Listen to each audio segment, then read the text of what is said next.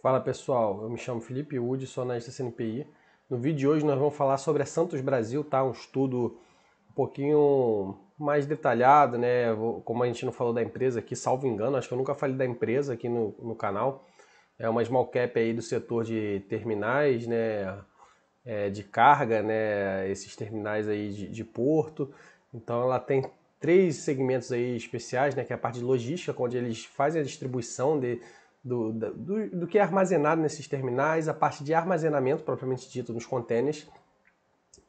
E também tem uma outra parte aí que eu agora sumiu da minha cabeça, mas está aí na apresentação, já vou apresentar para vocês. Então tá bem detalhado, tem a apresentação institucional, né, que teve um Investor Day há pouco tempo, agora em novembro de 2022, e também o release de resultados eu vou abrir do terceiro tri de 2022, né, que todas as empresas já divulgaram, né, salvo engano, mas acho que todas já divulgaram. Peço para vocês deixarem o like aí se vocês gostaram desse vídeo, se tiverem alguma sugestão, alguma crítica, comentar aí embaixo, se inscrever no nosso canal, é muito importante para eu continuar crescendo, e seguir nossa página no Instagram, os links vão estar na descrição do vídeo, tá? Então deixa eu mudar aqui a tela para vocês acompanharem. Então aqui o Santos Brasil Day, né? E agora o pessoal vem botando aqui o nome das empresas, né?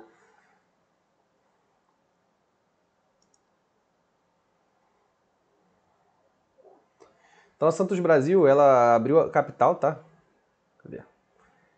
Em 2006, já tem bastante tempo, né? Em 97 aqui, a criação do Santos Brasil, a aquisição da Tecon Santos, tá? Que é um dos terminais aqui, né? Tá aqui embaixo. Terminais aí de armazenagem desses produtos. Em 2007 fez a aquisição da Mesquita, atual Santos Brasil Logística, né? Que faz esse outro segmento de entrega e distribuição dos produtos para várias regiões do país. Ah, o outro segmento agora que eu lembrei é de terminais de veículos, tá? Então eles também fazem essa até exportação para fora do país, né, de veículos. Teve aquele leilão da Tecon Vila do Conde e Tecon, não sei como é que se pronuncia, tá? Tecon, sei lá, de Imbituba, né, que são outros terminais aí de armazenagem. Leilão do terminal de veículos no Porto de Santos. Então essa empresa daí tem participações aí, tem um fluxo de contratos aí vinculado, né, à administração pública, porque todo esse fluxo aí de transporte acaba que tem concessões, por isso tem esses leilões, tá?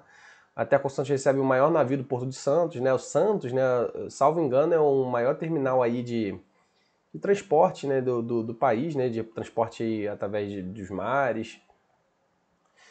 Também existe a Eco Rodovias, que eu já fiz um vídeo aí, mas é uma empresa um pouquinho alavancada, né, e já passou por algum processo aí perigoso no passado, por conta dessa alavancagem. Em 2015 renovou o contrato por mais de 25 anos, então eles têm essas vantagens aqui desses leilões públicos, tendo esses contratos longos, tá? Mas os principais problemas, né, dessas empresas são o capex pesado, tá? A gente vai ver mais adiante, tá? Vou escrever aqui em cima. Capex alto. Endividamento, tá? Então, porque eles têm que estar se endividando para gerar esse capex. Muitas vezes não consegue só com recurso próprio. Mas também tem vantagens, né? Que seria esse prazo aí desses contratos, esses leilões. Então migrou aqui as ações para novo mercado em 2006. Isso aqui é uma vantagem para o investidor, né? Demonstra que a empresa está alinhada com o investidor, pessoa física. 2007 renovou o contrato também do Vila do Conde. 2018 recorde na produtividade em Santos. Reestruturação da Santos Brasil Logística. 2020, então fez um follow-on, tá? Então esse daqui, essas questões de follow-on, de novas emissões, tem que ver se está alinhada, né, com a empresa está diluindo os acionistas ou está fazendo follow-on para continuar seguindo aqui, né, esses investimentos aqui de capex que vai dar algum retorno, né? A diluição dos acionistas, essa captação daqui, se vai ser alocada de uma forma vantajosa nesse capex aqui desses projetos, que vai dar um retorno maior do que a diluição.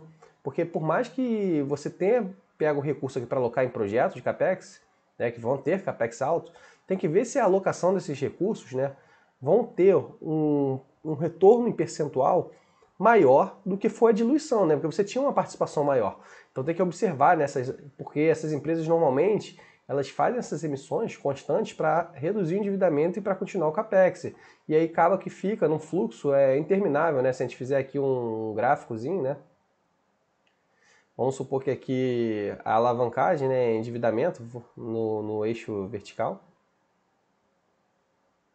Endividamento, vou ter que end. E aqui emissão, né? Então a empresa está aqui numa seção aqui de endividamento, aí faz uma emissão, aí cai endividamento. Aí daqui a pouco o endividamento começa a subir, faz uma emissão de novo, cai endividamento. Então assim, vai fazendo diversas emissões aqui no eixo da horizontal. Isso daqui vai diluindo o acionista ao longo do tempo, tá? Diluição do acionista.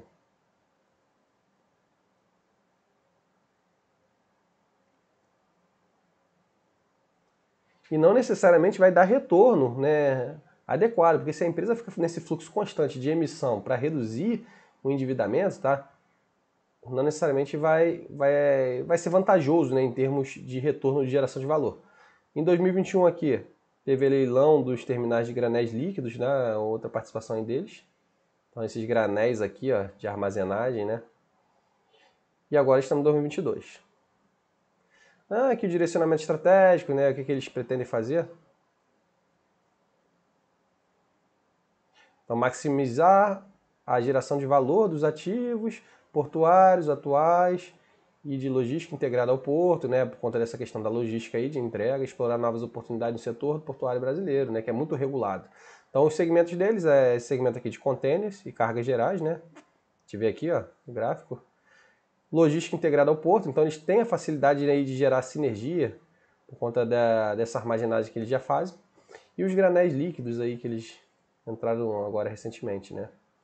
E aí aqui, ó, tem até aqui a experiência do funcionário, facilita essa integração com a logística, experiência do cliente. Aí foi um pouquinho de ESG, tecnologia, inovação, disciplina financeira, expertise regulatória. Então os contêineres aí no porto de Terminal de Santos aí, a gente vê que é Santos Brasil, ó, o azulzinho mais escuro aqui. Em termos de market share bem forte, tá? Esse azulzinho aí, não, acho que é esse azulzinho aqui mais claro, tá? 41%. Esse aqui é o BTP, tá? Ou esse outro aqui que eu enfatizei aqui, mais acima. E aqui tem outros participantes, tá? Aqui tem a produtividade, movimentos por hora, algumas métricas aí que eles usam por conta dessa movimentação aí dos produtos armazenados, né, nesses terminais, a logística também, né? Tem, a gente vê aqui mais ou menos em linha, né? Desde 2014. Não muda muita coisa, né? Esses movimentos aí por hora. Eles têm um market share bem pesado, tem aqui DP World também. Então eles vêm até cresceram aqui, né, de 2015 até agosto, né? Deu uma osciladinha aqui nos últimos anos, mas tudo tranquilo em linha. Eles têm um projeto de expansão aqui, né, para ter mais terminais aí, né, capacidade final, expansão e modernização, né, nesses próprios terminais existentes, né, 2,4 milhões, capacidade final para 2,6 na segunda fase, terceira fase 3 milhões. Então isso daí ele vai expandir o número de terminais, vai expandir a armazenagem, vai expandir a receita também, né? Então a gente já vê aqui a capacidade deles, eles vêm crescendo, né, ao longo do tempo. Taxa de ocupação deles também está em alta, tá? 90%. A gente vê que já teve períodos aqui, 65, 72, né? E agora 90% estabilizado. O capex deles, a gente vê que só constante, né? Aumentando bastante. Até 2023 vai ter um capex pesadinho. Então esse é um problema aí do setor e depois eles tendem a reduzir, né? Pelo menos é o que eles estão apontando. Mas em algum momento, né? De repente eles vão ter que voltar a ter mais capex. Aqui, ó, Vila do Conde. Então eles já também tiveram aumento da capacidade aqui, dos terminais aí. E também tem um projeto de expansão, ó, já investiu aqui 103 milhões, de 2018 até o primeiro semestre de 2022. Ainda tem mais 120 milhões, até 2025. Isso aqui está mais diluído ao longo do tempo, né? Novos equipamentos, verticalização na armazenagem. Então bota aqui, ó, a estrutura aqui um em cima do outro, né? Ampliação da área, mais 20 mil metros quadrados de área adicional. Limitação, aqui ó, contêineres Tecom em Bituba, foco no reequilíbrio do contrato de arrendamento. Então a gente vê que são contratos aí que são arrendados, né? Então tem um custo aí de como se fosse aluguel. Teve uma licitação em 2008, início das operações em 2009, alteração do marco regulatório, muita legislação em cima, que teve suspensão de pagamento, então às vezes tem algumas coisas aí de lei que impactam, né? Judicial também, contratos para operar cargos contêiner TCG, terminal aí deles de carga, e autorização transitória para operar cargas gerais. Então esse Tecon em Bituba aqui, a gente vai ver depois lá que o resultado veio até fraco. Eu não sei se eu não sou expertise do setor, mas talvez seja por conta desses impactos aí que tiveram aí há pouco tempo. Aqui a questão dos veículos, né? A gente vê que o market share de exportação deles, ó, aqui no Brasil, né? Market share no Brasil cresceu bastante nos últimos anos. Eu não sei se isso é deles, né? Não sei se é deles aqui ou se... É, líder nacional de exportação de veículos, é deles mesmo, 57%. Aqui eles têm um terminal aí de veículos, importação daqui, ó, bem menor do que exporta. Então é basicamente exportação de veículos aí do Brasil. Tem um contrato aqui de arrendamento até 2060, então são contratos previsíveis, né? Facilita até a previsibilidade de caixa da empresa, por isso que às vezes essas empresas se alavancam bastante. A maioria veículos leves, né? 90%, 10% veículos pesados. Aqui bota os veículos nos contêineres, veículos mais outras cargas também. É isso mesmo, né? Santos Brasil Logística, né? Do porto ao e-commerce, né? Então eles fazem essas entregas aí também, soluções logísticas para atender todos os públicos e mercados. Então faz aqui a armazenagem, que eles já estão acostumados, logística integrada, centro de distribuição, logística in-house, né? Transporte portuário, transporte rodoviário, é tudo meio que integrado porque eles já estão acostumados, né, com isso há bastante tempo. Então tem uma sinergia aí operacional, né? Então aqui o Santos Brasil Logística, junto com a logística portuária, junto com a logística 3PL, né, capacitação comercial, operacional, sinergia com os ativos portuários, uso intensivo de tecnologia e dados. Então, eles não falaram muito aqui de tecnologia, de sistemas, mas eles devem ter um sistema aí para controlar toda essa integração da empresa, né? Aqui falando da cadeia de suprimentos, né, que foi pressionada aí nos últimos 2 anos. Maior demanda por agilidade e flexibilidade nos elos logísticos, incluindo terminais de contêineres. A gente vê que teve aí uma pressão maior, até um índice aqui. Fala um pouquinho, fretes marítimos permanecem acima dos níveis pré-pandemia, então mesmo assim ainda está em nível acima antes da pré-pandemia, tá? Que foi muito pressionado aqui, né, na 2021, 2020, né, por conta da crise aí sanitária, mas ainda está em níveis acima da pré-pandemia, né? Então isso daí até impulsiona a receita deles, né, de uma certa forma. Movimentação dos containers cresce, sem gargalos. Eles botam aqui, ó, market share consolidado aqui da Santos Brasil, 18,4%. Então a gente vê que eles estão ganhando market share, né, ao longo do tempo. Movimentação do Brasil também, em geral, né, dos containers também subiu. Mais 3 pontos de market share, de 2017 a 2022. Líder no mercado brasileiro de movimentação desses terminais. 15 armadores, longo relacionamento com os principais armadores globais, né? Isso aqui é uma métrica não é uma nomenclatura aí do qual o pessoal que se relaciona, né, com esses terminais aí para transporte, para armazenagem, né, são esses armadores aí que são grandes instituições. Porto de Santos, preparado para atender a demanda, Tecon Santos, né? Navios atrasados demandam flexibilidade e excelência na operação portuária, né, por conta de toda essa crise sanitária, frete, né, problemas logísticos em geral.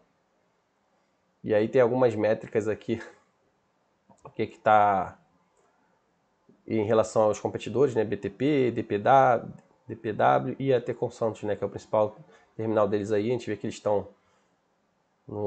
avançados, 28%, atrasados 44%, abaixo, né, do que os outros aqui que estão mais atrasados.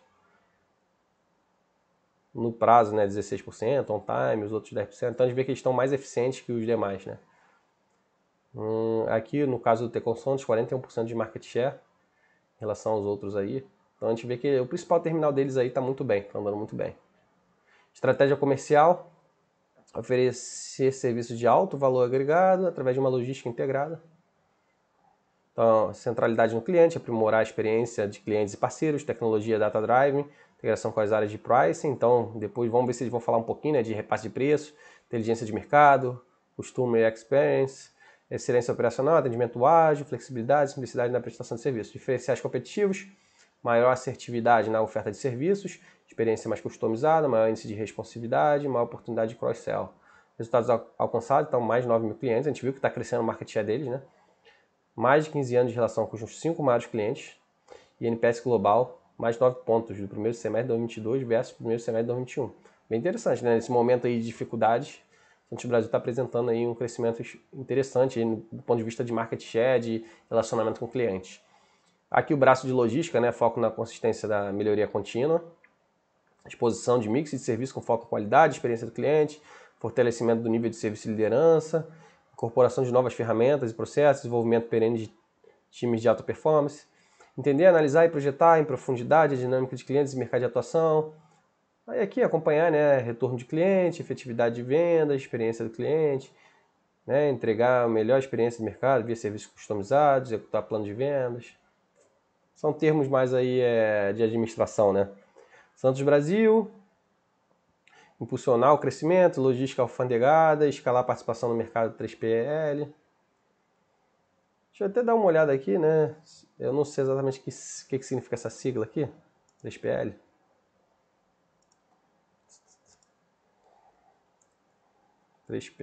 Santos Brasil. Bom que de vez em quando a gente dá uma parada, dá uma pesquisada. São partes relacionadas aí com logística, né? Então a empresa aí, como faz esse braço aí de logística, então eles querem ser uma empresa aí líder, né, para oferecimento de serviços de logísticas aí integrado para outras empresas, outras pessoas físicas, jurídicas, enfim, ao redor do mundo todo, né? Evolução do EBITDA, como se fosse a terceira parte aí que a gente vê do varejo, do e-commerce, né? Magazine Luiza tem muito disso, lojas americanas. Evolução do EBITDA, 6,5 vezes. Estratégia de crescimento. Menos container carregado, né? Essa métrica daqui também é um pouquinho diferente, né? Então a gente vê que cresceu bastante. Mercado endereçável aqui do 3PL é de 5 bilhões de dólares, né? Estão crescendo em carga fracionada. Eles não disseram aqui quanto que eles têm de participação, né? Em relação ao LCL, Less Than Container Loads. Vamos dar uma olhada aqui também.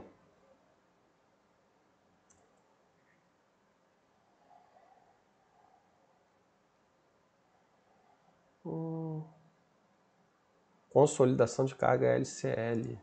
Tem uma notícia aqui da Santos Brasil.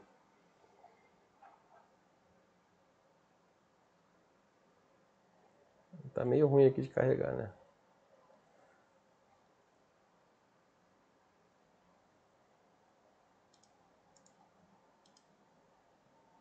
Agora abriu. LCL. Empresa reconhecida por sua experiência e tradição na consolidação de carga. No aéreo. Parceria iniciada. Parece que é estratégia de crescimento no segmento. De armazenamento de carga, né? Crescimento é o segmento, né? Basicamente, né? Então, mesmo assim sendo braço de logística, né? Ele já tem aqui, ó, estratégia de crescimento no segmento e entrega aí, de repente, dessa carga armazenada, né? Eles armazenam, distribuem. Então, eles têm toda essa logística aí. Acho que é basicamente isso aí. Receita líquida deles. A gente vê que a receita, né? Eles estão focando aqui em reprecificação dos contratos e uso da alavancagem operacional como catalisadores. Então a gente tem que olhar de repente como é que está essa despesa operacional. Se realmente essa despesa está estável, se ela está crescendo abaixo da receita, para ver se tem como a empresa dar uma alavancagem operacional, tá? Porque o problema não é nem a alavancagem operacional, o problema é o CAPEX, né? A gente vê que o CAPEX deles é pesadinho e eles ainda estão com uma previsão de CAPEX pesado. Mas a receita deles, ó, 2021, aqui ainda está 6 meses, né? Então se a gente analisar, daria aqui 1,8, né? Mais ou menos, né? 1,8 bi, né, em 2022. Mas a gente vê aqui que 2017 até 2020, ó, meio que andou de lado. Mesmo com esse market share pesado aqui, a empresa ficou muito de ladinho. Só agora, em 2021, com essa pressão aí de frete, essas questões todas aí que impulsionou. E aí, tanto a EBITDA como a margem EBITDA, ó, eles até ganharam um pouquinho aqui, né, em 2019.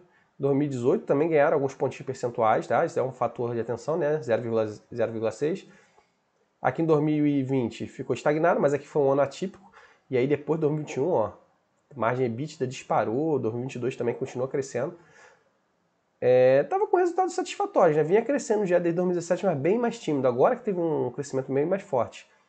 A empresa, ó, dava muito prejuízo, mesmo com essa margem crescente ali, EBITDA, daqui em 2019 que deu lucrinho, mas muito tímido, tá?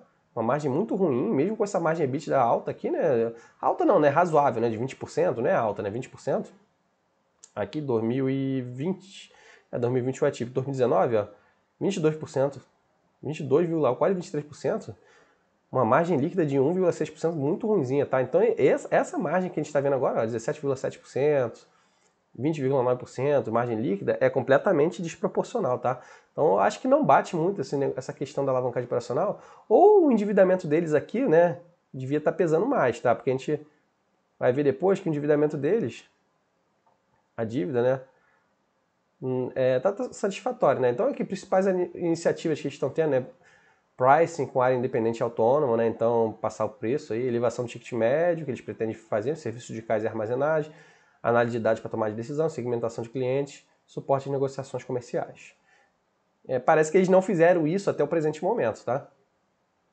Fluxo de caixa operacional até um pouquinho, seguindo o mesmo padrão mais ou menos, né, do EBITDA, mas o EBITDA aqui caiu em 2000, EBITDA, né, aqui é um fluxo de caixa operacional, é próximo, né, do EBITDA não é a mesma coisa, né, são regimes diferentes, mas a gente pode até dizer que são um pouquinho próximos, mas a gente vê que mesmo padrão mais ou menos, né, 2019 ainda estava abaixo que 2017, isso aqui no ano fechado, aí 2020 teve um saldo, 2021 também, e agora provavelmente 2022 vai subir um pouquinho mais, né? Então a gente vê que o fluxo FCO deles, né, aqui em 2020 ficou até melhor do que o EBITDA, né?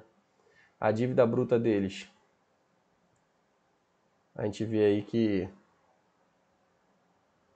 eles botaram a porcentagem, né? É de longo prazo, né? Geralmente essas empresas aqui têm dívida de longo prazo para não afogar muito o curto prazo da empresa, né? Esse fluxo de caixa operacional, mas mesmo assim, né? A gente vê que aqui parece que, não sei se é a dívida total, dívida bruta, 339 milhões.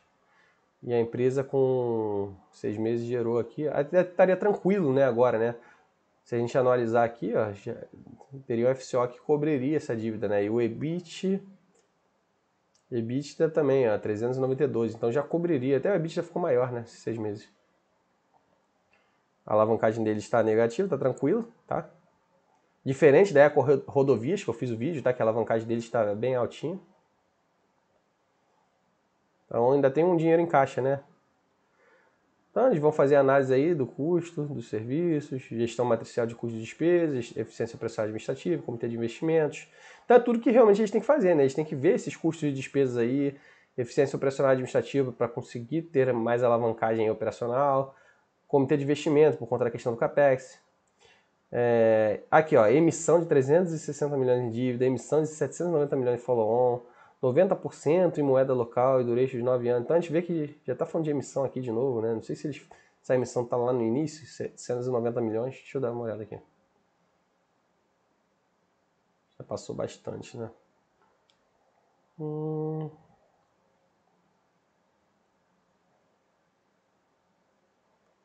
790 milhões, 2020, né? Foi isso?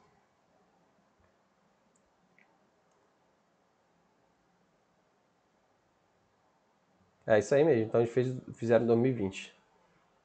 A dívida em moeda local, né? Então a receita deles provavelmente tem que ser mais forte em moeda local também, né? A gente tem que fazer a dívida na receita que a gente recebe, né? Esse é o padrão, né, das empresas.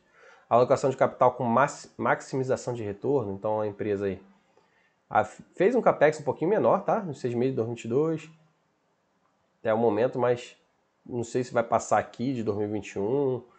Tá maior que os 6 meses de 2021 também. Mas a gente viu que 2020, ó, eles fizeram um capex alto, 2021 também. Não sei se eles aproveitaram que veio um boom agora de receita um pouquinho maior. Mas o problema é a empresa aí que precisa desses capex todo distribuir tanto, né? Então a gente vê aí que a empresa, às vezes, para atrair acionista, acaba distribuindo dividendos, juros sobre capital própria. E olha só o que eles fizeram, né? Se a gente somar aqui, ó, 327 milhões de distribuição em 2022, mais que 130 aqui, se a gente arredondar aqui, vamos supor que seja 300 que eles vão ter aqui no final do ano, seria total aqui de uns 600, vou arredondar para 650 milhões entre capex e dividendos, sendo que a empresa tem que fazer tem um cronograma aí de capex ao longo dos próximos anos e está distribuindo dividendo. Tem um endividamento aí, endividamento parece que é controlado e tal, mas eles deveriam aproveitar esse bom momento aqui, né, que está tendo agora de frete alto, de transporte, de repente de repasse de preço, né, que está desde 2020, né, a gente viu ali que nos últimos anos aqui para trás, né, até o capex deles estava mais baixo, mas a receita também. E para quando tiverem períodos de baixa, eles conseguirem melhorar realmente a eficiência e não ficar distribuindo um caminhão de dividendos, tá? Tá falando aqui, principais investimentos, 2018 e 2022, expansão e dragagem do CAS, do Tecon Santos, adequação da infraestrutura, aquisição de 4 guindastes, 8 RTGs elétricos, né, de investimento em tecnologia, Vila do Conde, novos equipamentos, caminhões, tecnologia, implantação do sistema de monitoramento de pátio, readequação do sistema de drenagem, terminais líquidos de Itaqui, pagamento da primeira parcela de outorga, 25%, ó, ainda tá em pagamento aqui esse terminal, aquisição de tanques, de arrendatários, então aqui também tem aluguel, início das obras de expansão, expansão do CLIA Santos, né, 12 milhões a ser investido, aqui é pouquinho, verticalização do armazém, desenvolvimento de novos sistemas de gestão. Ainda está investindo em bastante sistemas aí, mas parece bem embrionário ainda, tá? Aqui falando do desempenho da empresa, né? Falando que bateu a carteira de small cap, bateu e o BOV também, mas assim, é porque eles estão num momento muito mais favorável agora, né? Te vê aqui que a pandemia para cá, ó, 2020 para cá, a empresa subiu, ó, se manteve mais ou menos nesse mesmo patamar, porque a empresa está sendo bem beneficiada, né? Até que em 2019, né? Acho que teve um pouquinho, uma melhorazinha que a gente viu ali atrás, né? Na receita, em algumas margens e tal. Mas ó, aqui para trás, ó, a gente vê que a empresa ó, ficou mais ou menos andando de lado. Então esse é o problema, né? Quando a empresa não investe, aproveita os seus momentos de alta para investir, para quando tiver esses momentos aqui de baixa, tá? Ela conseguir rentabilizar, né? E se aproveitar para surfar uma onda muito maior quando vier esses momentos aqui de crises. Falando de volume médio de negociação, base acionária, então, fundos locais, né? Praticamente, fundo estrangeiro também tem uma participação. As principais iniciativas, né? Aumento de cobertura de bancos, corretora, casa de análise. Aí é o RI, né? De repente divulgar mais informações, segmentação do atendimento aos investidores, institucional e pessoa física, reformulação de materiais do mercado, estruturação do site do RI. Diretor de granéis líquidos, né? Porto de Itaqui. Terceiro maior porto brasileiro na movimentação de granéis líquidos. Aí é responsável pelo... Tem um relacionamento aí com o agronegócio, né? O porto aqui de Itaqui lá em cima, lá no norte, nordeste, né?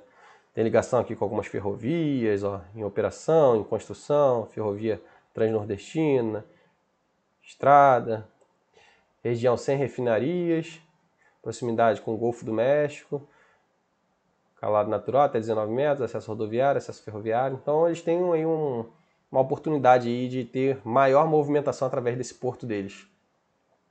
Terminais líquidos da Santos Brasil, início das operações, Brownfield 2022, com 50 mil metros de capacidade. Então tem mais alguns aqui, ó, licença ambiental de operação, certificado de aprovação de bombeiro, já foi, autorização operação da ANP, ainda falta um terminal deles aí, início das operações também.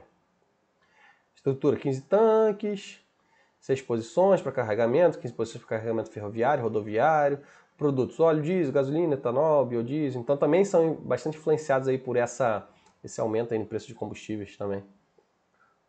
E aonde eles vão chegar, né? Então eles tinham aqui 50 mil metros cúbicos de capacidade e eles pretendem chegar, ó, até 2026 a 190 mil metros cúbicos de capacidade. 20% da capacidade compartilhada, né, do porto. Tanques existentes, tanques futuros aqui, tem um mapinha. Então eles pretendem crescer bastante, tá? Potencial tancagem futuro. Ó, mais 59 mil com a expansão de terminais existentes. E eles pretendem, ó, mais 81 mil com a construção do novo terminal, TGL2. Modernização do sistema de carregamento, flexibilidade, automação, novo acesso rodoviário, ampliação de posição de carregamento ferroviário. Falando dos produtos, carregamento, enfim, é o que a gente já falou, já repetindo. Modelo de negócio, negociação de contratos comerciais, né? Em andamento. Então eles ainda estão fazendo algumas negociações de contratos, tá? Bem no início ainda, esse modelo aí deles. Então eu acho que assim, como você está no início de um segmento aí, está mais no início, mais embrionário, algo que pode potencializar o retorno, eu acho que seria mais prudente eles segurarem esses proventos aí E até porque eles podem ter que se alavancar, de repente, para continuar dando prosseguimento a esse capex. E aí não é prudente nem você sair distribuindo dividendo.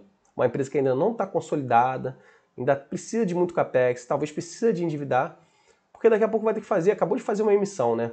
Então fez uma emissão de 790 e distribuiu quase metade em provento, eu acho que não é algo muito satisfatório, né? Fora que ele distribuiu esse ano, a emissão foi em 2021, 2020, não sei.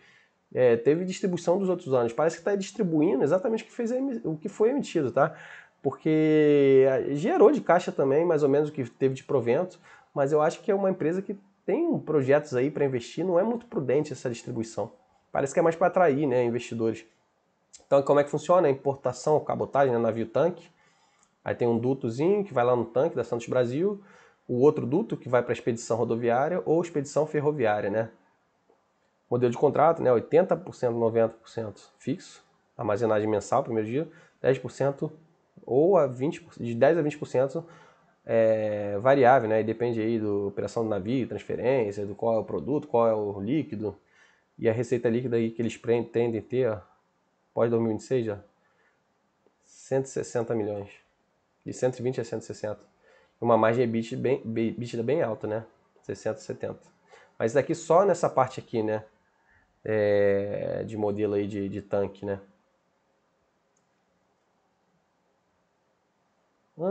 Aí foi uma frasezinha, né? Ambiental, aí falando um pouquinho se tem, deixa eu ver se tem alguma coisa que é ambiental que pode impactar do ponto de vista de eficiência financeira, né? Que pode reduzir algum risco operacional para a empresa, né? Porque tem alguns riscos, né, de vazamento de água aí que pode penalizar a empresa, de água não, de óleo, né? Preservação do ambiente, uso adequado dos recursos naturais e redução de impactos, né? Aqui, emissão, GEE, gases de efeito estufa, emissões da operação portuária, eles falam aqui que estão reduzindo, eletrificação do pátio, daqui realmente, né, pode de repente reduzir os custos, energias renováveis, eficiência energética,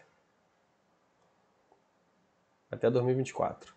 Ambiental, consumo de água, né, menos 30%, estação de tratamento própria, água pluvial de reuso, telemetria e drones, eu não sei até que ponto isso aí pode reduzir os custos, né, mas já vem reduzindo, né, parece que pelo menos o consumo.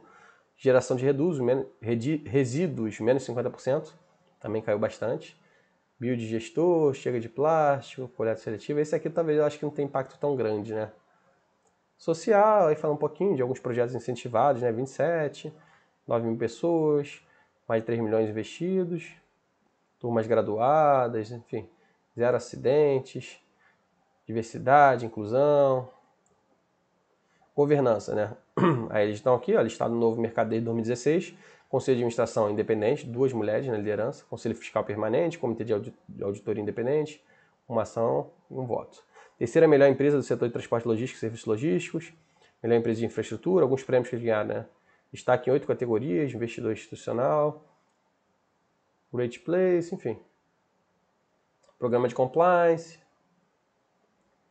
Santos Brasil na Bolsa, treinamento, enfim, algum cursinho aí deles. Perspectiva para o futuro, né? Então aqui cadeia de suprimento sustentável, aqui falando do movimento Pacto Global da ONU, inovação, criatividade, tecnologia, biodiversidade. E eu acho que foi basicamente isso daí, tá, pessoal? Acho que essa apresentação foi bem interessante da Santos Brasil. Acho que eles podiam abrir um pouquinho mais para falar, de repente, de esses sistemas aí que eles pretendem implantar, tá? Mas, assim, no geral, achei interessante.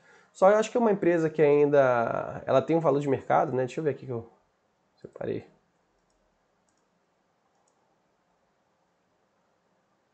Tem um valor de mercado de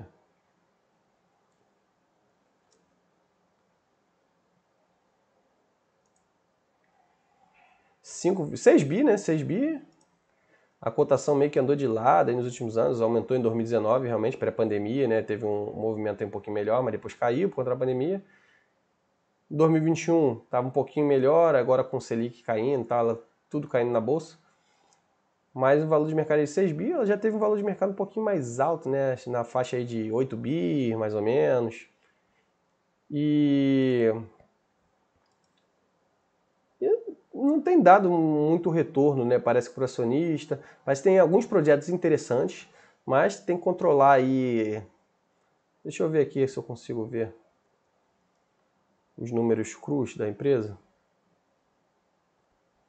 Acho que eu tenho um release aqui, eu separei o release também.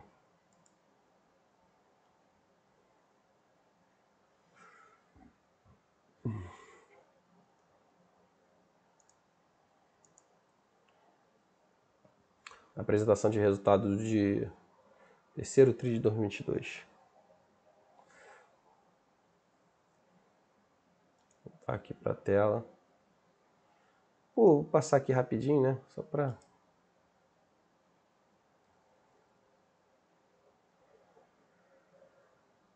Deixa eu ver os númerozinhos da empresa, né? Já viu um pouquinho, né, de movimentação de container. Vamos ver a DRE, né?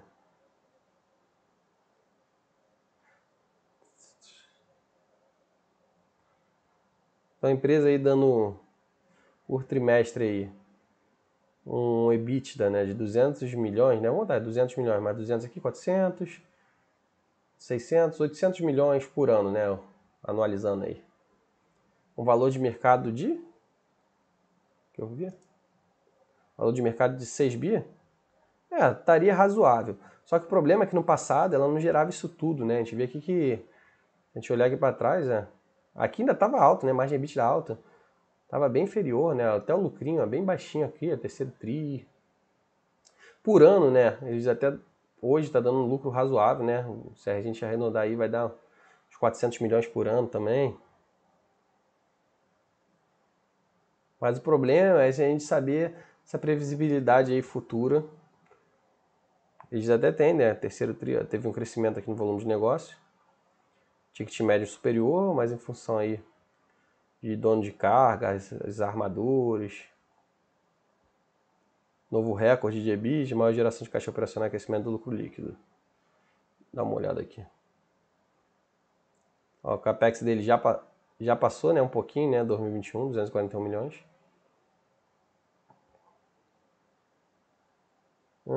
Endividamento aí. A dívida negativa, né? Mais caixa do que dívida? Deixa eu ver se aqui fala. Aqui também é interessante, né, que aqui tem a receita por segmento, né? A gente vê que terminais rodoviárias é o grosso deles, tá? Que é onde eles começaram, mas logística já vem crescendo um pouquinho, terminal de veículos ainda é bem pequenininho. E aí tem alguns impactos aqui que eles destacam como eliminações. Custos operacionais, despesas operacionais é inferior, né? Então o CPV, né, que entra aqui como os custos operacionais, é maior impacto, né? Porque do EBIT para o EBITDA não tem tanta diferença assim. Resultado financeiro positivo, né? Então é isso que a gente tá falando, né? A empresa está dando lucro porque tem um dinheirinho aí em caixa, né? Informações adicionais. Aqui não tem muita coisa não. Então assim, acho que não adianta se estender muito. Posso até dar uma olhada aqui se eu... STBP3, né? Falando sobre a dívida deles.